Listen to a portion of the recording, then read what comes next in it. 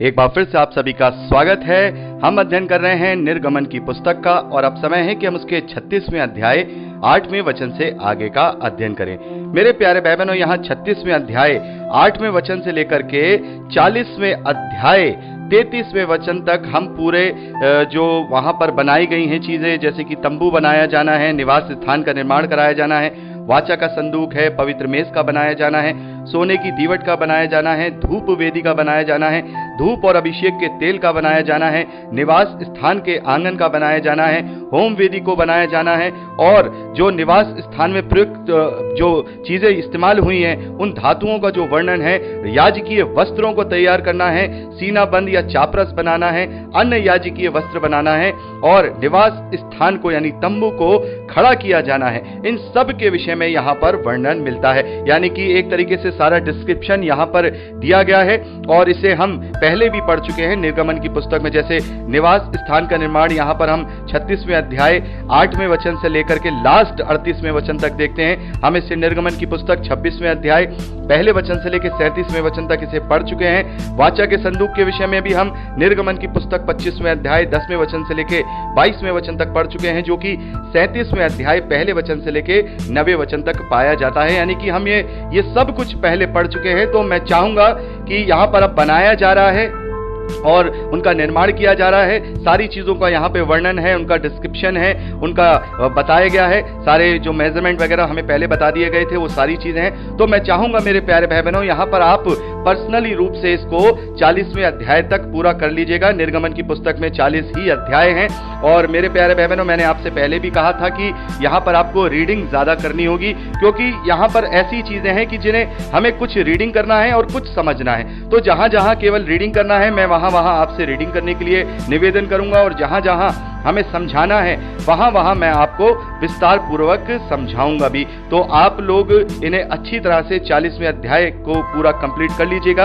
यानी कि 36वें अध्याय 8वें वचन से लेके 40वें अध्याय और उसके आप 33वें वचन तक स्वयं पर्सनली रूप से प्लीज कृपा करके जरूर पढ़ लीजिएगा, क्योंकि अब हम परसों से जो लय व्यवस्था है उसका अध्ययन शुरू करने जाएंगे। तो समय निकाल करके पढ़ लीजिएगा। अगर अभी समय ना मिले तो बाद में पढ़ लीजिएगा, लेकिन पढ़ जरूर लीजिएगा। तो यहाँ पर हम अब सीधे स्किप करते हैं 40वें अध्याय उसके 34वें वचन से। अब हम जो यहाँ पर हम देखते हैं 4 वचन हैं, इनको पढ़ेंगे और इनका अध्ययन करेंगे। यहाँ पर हम देखते हैं कि सारी चीजें अब बना दी गई हैं, सारी चीजें स्थापित कर दी गई हैं। तब 34वें वचन में हम देखते हैं, यहाँ पर हम 40वां अध्याय 34वें वचन से पढ़ रहे हैं। तब बादल मिलाप वाले तंबू पर छा गया और यहोवा का तेज निवास स्थान में भर गया और बादल मिलाप वाले तंबू पर ठहर गया और यहोवा का तेज निवास स्थान में भर गया। इस कारण मूसा उसमें प्रवेश ना कर सका। इजरायलियों की सारी यात्रा में ऐसा ही होता था कि जब वह बादल निवास स्थान के ऊपर से उठ जाता तब वह कूच करते, और यदि वह ना उठता तो जिस दिन तक वह ना उठता था वह उस दिन तक कूच नहीं करते थे। इजराइल के घराने की सारी यात्रा में दिन में तो यहोवा का बादल निवास स्थान पर और रात को उसी बादल में आग उन सबों को दिखाई दिया करती थी। तो मेरे प्यारे भाई बहनों, यहाँ पर हम देखते हैं कि परमेश्वर ने, जैसा भी हमने पढ़ा कि परमेश्वर ने इजरायलियों को अब यहाँ से प्रस्थान करने की आज्ञा दी है। सिने पर्वत से अब वो आगे का प्रस्थान करेंगे और यहाँ पर हम देखते हैं कि जो मिलाप वाला तंबू वहां पर निर्माण किया गया है, परमेश्वर का बादल उस पर छाया रहता था, उसका तेज उसमें भर जाया करता था और कोई भी उसमें प्रवेश नहीं कर सकता था।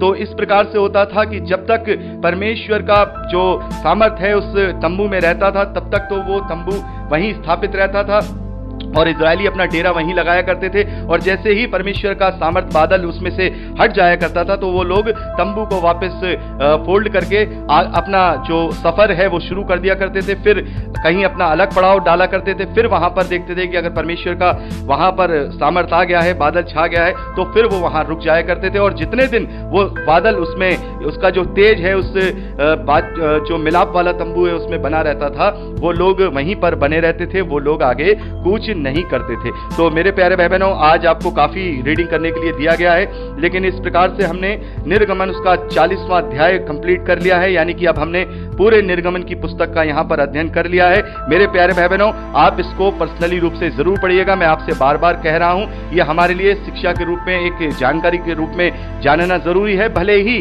अब ये हमारे लिए नहीं है, क्योंकि ये सब बातें अब बीत चुकी हैं। प्रभु यीशु मसीह में अब हमारे लिए कोई वेदी नहीं है, कोई मिलाप वाला तंबू नहीं है। हमारे लिए तो केवल एक मिलाप प्रभु यीशु मसीह है, क्योंकि उसके बलिदान के द्वारा वो जो पर्दा था पवित्र स्थान और परम पवित्र स्थान के बीच में, वो ऊपर से नीचे तक 2 फाड़ हो गया है और अब हम स्वयं परमेश्वर का मंदिर हैं। पवित्र आत्मा हमारे अंदर वास करता है। तो मैं परमेश्वर का कोटि कोटि धन्यवाद करता हूं कि यहाँ पर हमने पुराने नियम की दूसरी पुस्तक यानी कि निर्गमन की पुस्तक का भी अध्ययन किया है। परमेश्वर का हम कोटि कोटि धन्यवाद करते हैं और प्रार्थना करते हैं कि जब हम परसों से लय व्यवस्था का अध्ययन शुरू करने जा रहे हैं तो हमारे साथ पवित्र आत्मा हो और हमें अच्छी रीति से वो सारी बातों को सिखाए, ताकि हम परमेश्वर के ग्रहण योग्य बनने पाएं। यीशु के सामर्थी नाम में आमीन। तो मेरे प्यारे भाई बहनों, आज के लिए इतना ही। प्रभु आप सबको बहुत की आशीष दे, अपने वचन में दृढ़ करे। यीशु के सामर्थी और पवित्र नाम में मांगते हैं, आमीन। प्रेज